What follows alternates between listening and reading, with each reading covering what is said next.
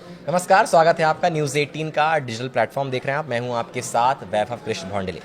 26 फरवरी 2026 आज की तारीख में दो मुकाबले होने हैं। दो ऐसे मुकाबले और एक ऐसा मुकाबला जो लगभग ये तय कर देगा कि भारत T20 वर्ल्ड कप में अब उसका सफर सेमीफाइनल तक जाएगा या नहीं जाएगा। जितनी ही निगाहें आपकी इंडिया और जिम्बाब्वे के मुकाबले पर हैं, उससे कहीं ज्यादा फैंस की निगाहें साउथ अफ्रीका और वेस्ट इंडीज के मुकाबले पर होंगी। विस्तार से चर्चा करेंगे। मेरे साथ मेरे सहयोगी अमृत आनंद मौजूद हैं। बहुत बहुत स्वागत है अमृत आपका। थैंक यू और सबसे पहले थोड़ा सा दिन के मुकाबले की बात कर लेते हैं कि साउथ अफ्रीका और वेस्ट इंडीज। साउथ अफ्रीका खेल कर आई है 4 मुकाबले अहमदाबाद के उस मैदान पर इस T20 वर्ल्ड कप में, और चारों के चारों जीते हैं और एक डोमिनेटिंग जीत हासिल की है। और नजर आ रहा है कि उस जो पिच है उससे काफी कंफर्टेबल गेंदबाज भी हो गए, बल्लेबाज भी हो गए। ये 5वां मुकाबला एक एडवांटेज के तौर पर आएगा। क्या साउथ अफ्रीका यहां भी जीत दर्ज करती हुई नजर आएगी? क्योंकि इंडियन फैंस आशा यही लगाएंगे कि जीत दर्ज कर ले साउथ अफ्रीका। नहीं, 2024 में आपने अनबिटेन T20 वर्ल्ड कप खेला रोहित शर्मा की कप्तानी में और आपने वर्ल्ड कप जीता। तो साउथ अफ्रीका ये क्यों नहीं कर सकती है? और साउथ अफ्रीका ने आपको देखिए वर्ल्ड की सबसे बेस्ट टीम यानी भारतीय टीम को फिर से एक बार पटखनी दी। मतलब जो 2024 का बदला है जितने शानदार तरीके से लिया, उसके बाद तो मैं वैभव कह सकता हूँ कि हाँ बिल्कुल ये जीत के लिए तैयार है साउथ अफ्रीका। और कोई भी टीम मैच नहीं हारना चाहती है। देखो अब कोई भी टीम हो, चाहे वो जिम्बाब्वे हो, चाहे वो पाकिस्तान हो, कोई भी टीम अगर खेल रही है ना, वो जीत के लिए ही खेलती है। और इस खेल की खूबसूरती यही है कि मैदान पे आप खेलोगे ना तो शेर की तरह खेलोगे। और नो डाउट 2024 फाइनल मैंने देखा है उस मुकाबले को, जिस तरह से साउथ अफ्रीकन टीम हारी थी। बहुत क्लोज फाइट था यार, वन साइड फाइट नहीं था, बहुत क्लोज फाइट। कैच ना होता अद्भुत, अविश्वसनीय। उसके बाद तो वो गया था वर्ल्ड कप। उसी कैच ने तो सूर्या को कप्तान बना दिया। जी बिल्कुल। अगर वो कैच ना होता तो सूर्य कुमार यादव आपके कप्तान नहीं होते। फिर भी यह मुकाबला मैं इसलिए भी इंपॉर्टेंस देख रहा हूँ इस मुकाबले के लिए दोनों तरफ से। देखो वेस्ट इंडीज को आप अब प्रिडिक्ट नहीं कर सकते हो अगेंस्ट जिम्बाब्वे जो उन्होंने खेला है गेम। ठीक है, लोग कह रहे हैं हेटमायर कैच छूट गया और नहीं छूटा होता तो शायद वेस्ट इंडीज की इतना नहीं बना पाती। बट देखो वर्ल्ड कप में यही होता है। भारतीय टीम ने भी कितने कैचेस छोड़े हैं आपने देखा है। मेरा ये मानना है कि अब West Indies and south Africa जो आपका एक पॉइंट है, जो कि मैं भी इस पॉइंट से 100% एग्री हूँ कि जिस कंडीशन में साउथ अफ्रीकन टीम खेल रही है उनके लिए ये होम कंडीशन है। होम कंडीशन हो गया बिल्कुल। आप ये नहीं कह सकते हो कि अहमदाबाद की पिच है। हम अपने लिए कह सकते हैं कि वो ग्राउंड हमारे लिए अनलकी हो सकता है। व्यूअर्स कह रहे हैं, लोग फैंस कह रहे हैं कि हमने 2023 वर्ल्ड कप खेला, वहां पर हम हार गए। हमने वर्ल्ड कप का इतना बड़ा मुकाबला खेला, वहां हम हार गए। तो भारत के लिए अनलकी हो सकता है, लेकिन कहते हैं ना जो किसी के लिए खराब है किसी के लिए फिर वो रामबाण है। बिल्कुल। लेकिन एक बहुत खास बात ये भी है कि क्योंकि वेस्ट इंडीज भी अपना एक मुकाबला बहुत जबरदस्त अंदाज में जीत करके आई है। साउथ अफ्रीका अपने सारे मुकाबले ग्रुप स्टेज के जीत के आई, अब ग्रुप ए में है, सुपर 8 में। दोनों में से किसी ना किसी की स्ट्रीक तो एंड होगी। साउथ अफ्रीका की स्ट्रीक एंड होती है तो भारत के जो फैंस हैं वो कहीं ना कहीं निराश होंगे। वेस्ट इंडीज़ की स्ट्रीक एंड होती है तो भारतीय फैंस थोड़ा सा खुश होंगे। लेकिन एक चीज़ जो वेस्ट इंडीज़ के माइंडसेट की बहुत बात की जा रही है कि डैरेन सैमी जो उनके कोच हैं, 2016 में उनके कप्तान थे, जब भारत में ही T20 वर्ल्ड कप उन्होंने जीता था, सेमीफाइनल में भारत को हराया था। और उन्होंने कहा है कि जिस भी टीम को ये T20 वर्ल्ड कप जीतना है उसको भारत को तो हराना ही होगा। तो साउथ अफ्रीका को तो फिर वो मेरे ख्याल से एक स्टेप नीचे ही दिख रहे होंगे। तो क्लोज फाइट तो होगी कल। नहीं देखो, भारत को इसलिए रहना होगा, भारत आपका डिफेंडिंग चैंपियन है, पहली चीज। और बिना भारत को हराए हुए उस बैरियर को आप तोड़ नहीं सकते हो। दूसरी चीज, सबसे इंपॉर्टेंट चीज क्या है कि West Indies and south Africa दोनों के लिए डू एंड डाई मैच है। जो भी टीम हारेगी उसके लिए फिर आगे आने वाली दिक्कतें हो जाएंगी जो हमें पहले मुकाबले में हो चुकी है। तो कोई नहीं चाहेगा कि वो ड्राइविंग सीट छोड़कर साइड सीट पे जाकर बैठे और ऊपर वालों से दुआ करे कि ये होगा तो वो होता है, ऐसा होता तो काश वैसा होता। तो ये इफ एंड बट की गेम में कोई नहीं जाना चाहेगा। सबसे अच्छी बात क्या है इस मुकाबले की, जो क्रिकेट फैंस हैं, जो असली फैंस हैं, उनको एक बेहतरीन मुकाबला देखने को मिलेगा। तो वो वर्ल्ड कप में मुकाबले हुए हैं, अब जिस तरह से जिम्बाब्वे को 107 रन से हराया वेस्ट इंडीज ने, हमने 111 रन बनाए थे यार अगेंस्ट साउथ अफ्रीका। अब वो 107 रन से टीम जीत रही है। तो ये देखो कि वो दिखा रहा है कि T20 क्रिकेट का कमबैक क्या है। और T20 क्रिकेट में कुछ भी हो सकता है, ये मैं लिख लो आप मुझसे।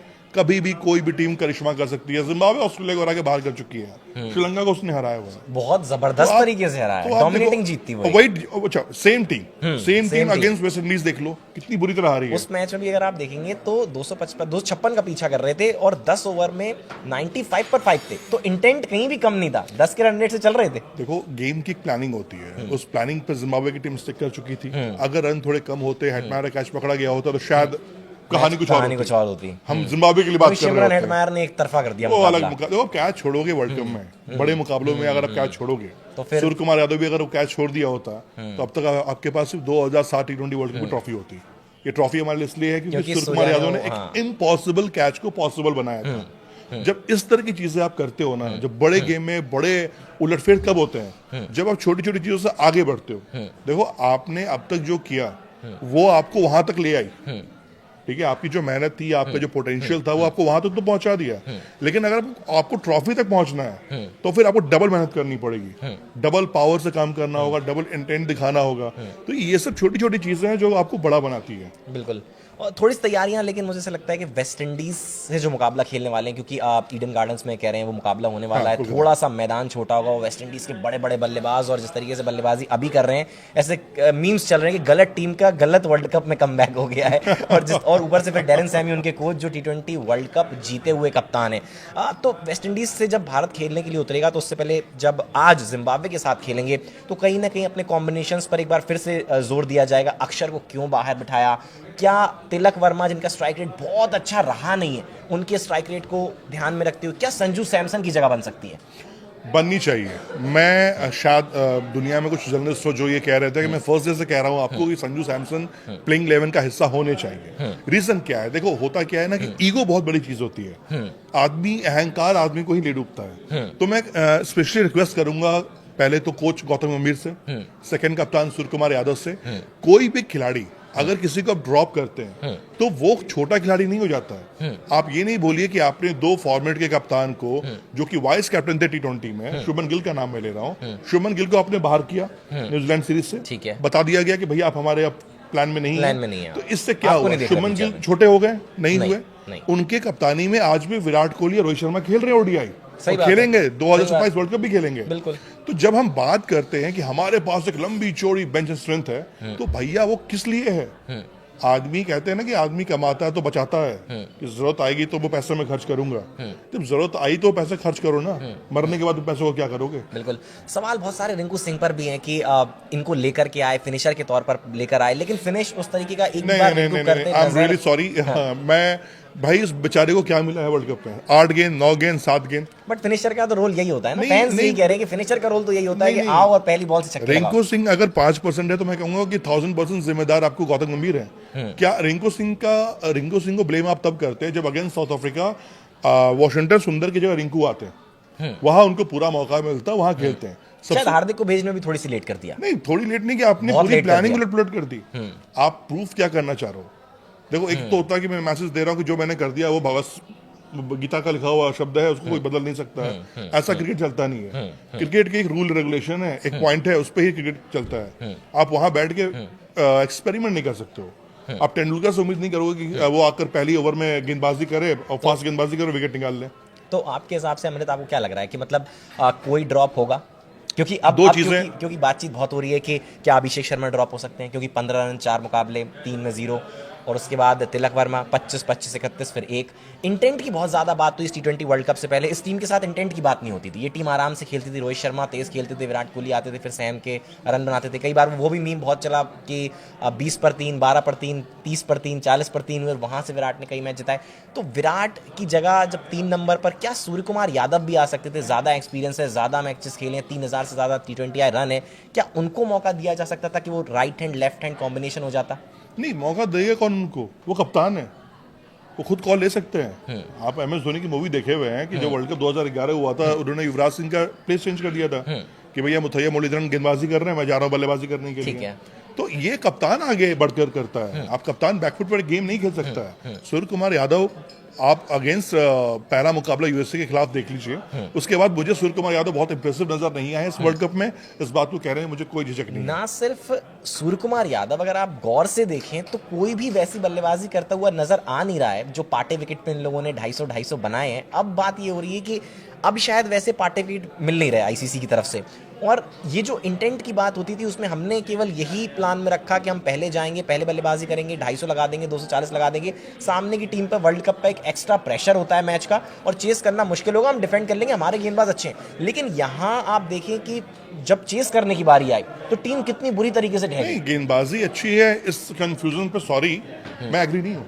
20 पे 3 थे आपके साउथ अफ्रीका के। उसके बाद जो उन्होंने आपका भूत बनाया है, मतलब आप देखो आपके सबसे दुनिया के बेहतरीन गेंदबाज वरुण चक्रवर्ती को क्या धोया उन्होंने यार। मतलब अगर आप मिलर तो sorry to interrupt you, Miller तो ऐसा लग रहा था जैसे गुस्सा निकाल रहे हो बिल्कुल देखो लिटरली। ना, और वॉशिंगटन सुंदर के साथ कुछ वर्ड्स एक्सचेंज भी हुए, एकदम चलकर आए। मिलर को देखो जिस नो बॉल पे उन्होंने मिला है, अगली गेंद जैसे नो बॉल के बाद मिली है वो छक्का ही है, वो चौका नहीं लगा है। चाहे वो उन्होंने मारा हो, हार्दिक पांड्या को मारा हो, किसी को मारा उन्होंने, छक्के मारे। उनका इंटेंट साफ था कि बाबा मैं हार के आज तो नहीं जाऊंगा यार। और जब आप इस इंटेंट से खेलते हो ना यार, तो पूरा गेम अलग होता है। फिर मैं एक चीज बार बार कहता हूँ, हर बार कहता हूँ कि आपने जो कल तक किया यार हो गया। जो आपने बात कहा ना कि पाटा पिच पर खेलकर आप बाप बने हुए थे, भैया हो गया। आप वर्ल्ड कप खेल रहे हो, टीम में तैयारी करके आ रही है, 1 by 1 प्लेयर जा रहे हैं। किसी ने सोचा था कि अभिषेक शर्मा को ऑफ स्पिनर आउट करेगा? मतलब ये तो मैं कह रहा हूँ कि अगर आप कहने को कह दो, लेकिन भैया अभिषेक शर्मा स्पिनर विकेट ले रहा है, 0 पे आउट कर रहा है, और बहुत एविडेंटली विकेट ले रहा है। साफ समझ में आ रहा है कि अभिषेक शर्मा है, ईशान किशन है, एक ऑफ ब्रेक बॉलर लगा दो और आउटसाइड ऑफ बॉलिंग करवाते हैं, अपने आप विकेट देके चले गए। इसमें एक वर्ड आप जोड़िए, part time Eden माकरम part time गेंदबाज हैं। आपके पाकिस्तानी बॉलर सलमान कप्तान साहब हैं, वो कोई परमानेंट गेंदबाज नहीं है, वो पार्ट टाइम है। पार्ट टाइम गेंदबाज जब विकेट लेके जा रहा है तो फिर दर्द होता है। आपके दुनिया के नंबर 1 बल्लेबाज पार्ट टाइम गेंदबाजों पर नहीं खेल पा रहे हैं, तो फिर दर्द होना लाजमी है।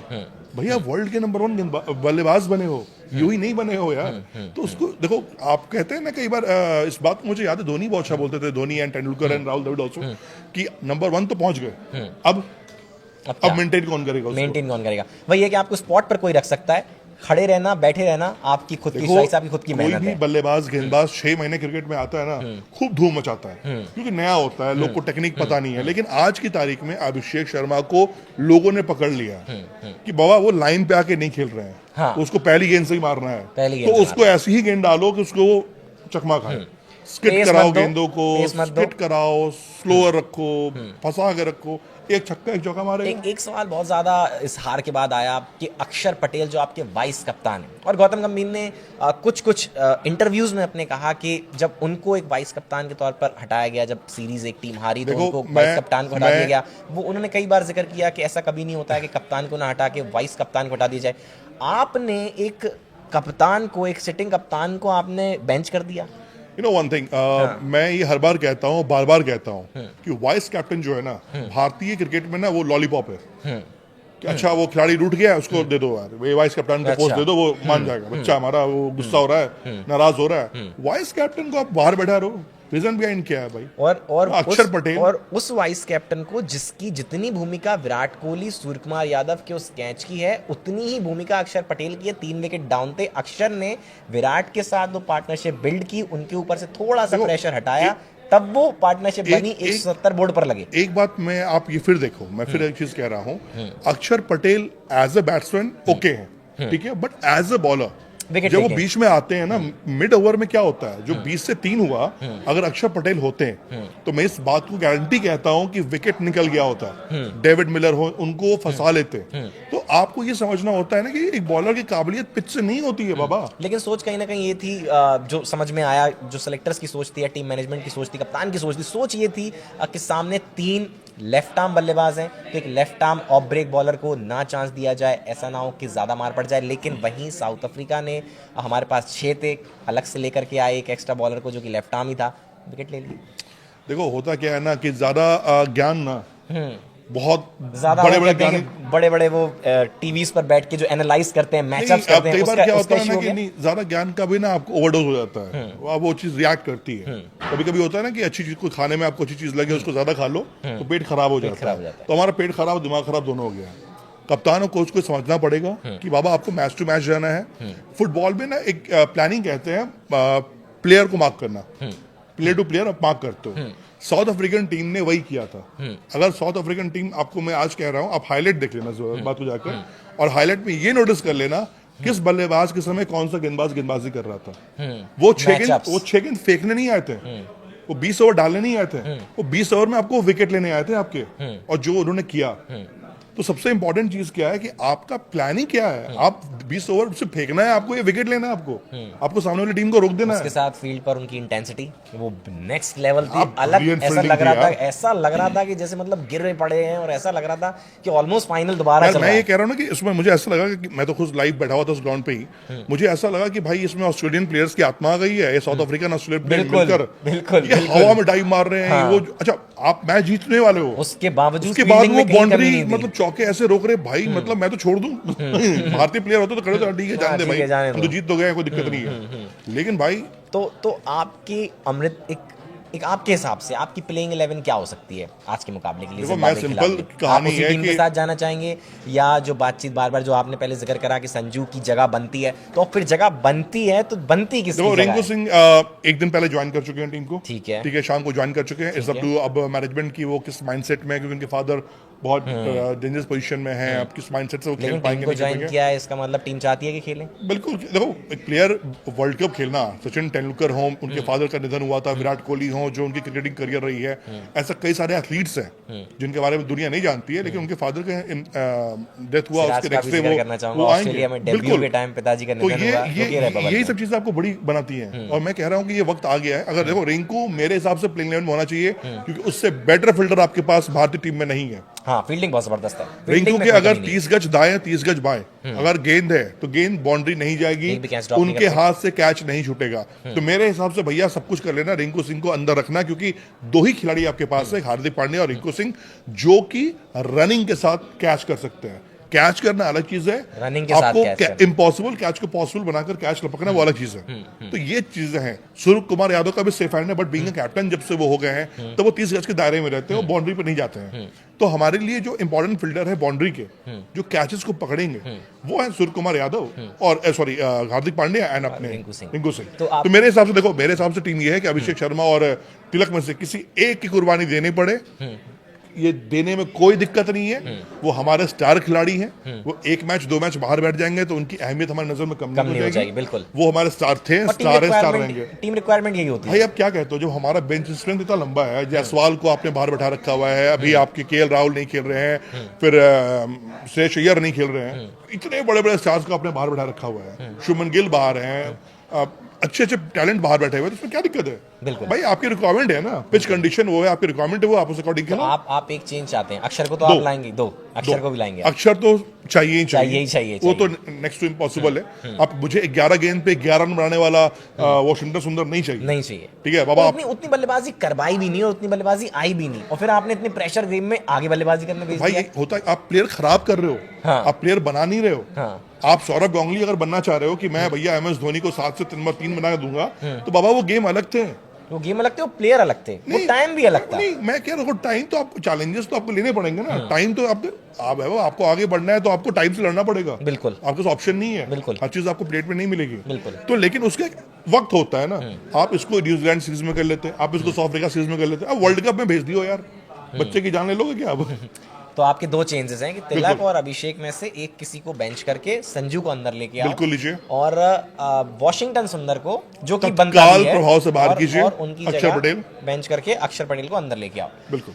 उसके अलावा क्योंकि और उसके अलावा सबसे इंपॉर्टेंट चीज ये है कि सुबह उठने के साथ गौतम गंभीर मंदिर में जाए, 4 बजे तक, 5 बजे तक, 6 बजे तक, जब तक साउथ अफ्रीका वेस्ट इंडीज को नहीं हरा दे तब तक दुआ करें आप, क्योंकि भैया सिर्फ आपकी जीत सब नहीं है। हाँ। अगर वेस्ट इंडीज ने उलट पुलट कर दिया, हाँ। तो भैया चेन्नई आपका आखिरी मुकाबला है, आप खेलो, मौज करो। चलिए हम एक छोटा सा रैपिड फायर सा कर लेते हैं कि आपको क्या लगता है कि वेस्ट इंडीज साउथ अफ्रीका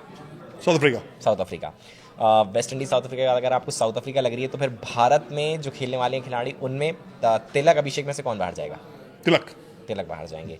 बल्लेबाजी पहले करनी चाहिए, क्योंकि अब तक रिजल्ट हमारा वही है। हम पहले बल्लेबाजी किया, उसके बाद गेंदबाजों बड़े मार्जिन से जीतेंगे। जीत ऑप्शन नहीं है। बिल्कुल ऑप्शन नहीं है, आपको जीतना है। ये जीतना नहीं है। आज इम्पैक्ट प्लेयर, या मैं अगर फिर से मुझसे पूछोगे तो मैं जाना चाहूंगा हार्दिक पांड्या या फिर ईशान किशन। लेकिन हार्दिक के बल्ले से उस तरीके से रन इस वर्ल्ड कप में आएंगे आएंगे। ले रहा है ना। ओके, पॉजिटिव रहना, फिंगर्स क्रॉस आएंगे। चलिए बहुत बहुत शुक्रिया अमृत आपका। तो देखिए, भारत का मुकाबला जिम्बाब्वे के साथ और साउथ अफ्रीका का वेस्ट इंडीज़ के साथ। पहले जब अहमदाबाद में साउथ अफ्रीका और वेस्ट इंडीज़ का मुकाबला होगा तो शायद इस देश में अब थोड़ा सा कुछ बदलाव आपको देखने मिले। भारतीय फैंस इस वाले मुकाबले को देखने के लिए अपनी टीवी, अपने मोबाइल, अपने लैपटॉप, कंप्यूटर से चिपके हुए आपको नजर आएंगे। क्यों? क्योंकि ये मुकाबला इंपैक्ट डालेगा। अगर साउथ अफ्रीका हारता है तो लगभग जैसा अमृत कह रहे हैं और जो हम नेट रन रेट की बात लगातार कर रहे हैं, ऑलमोस्ट इम्पॉसिबल हो जाएगा भारत का यहाँ से क्वालिफाई करने के लिए।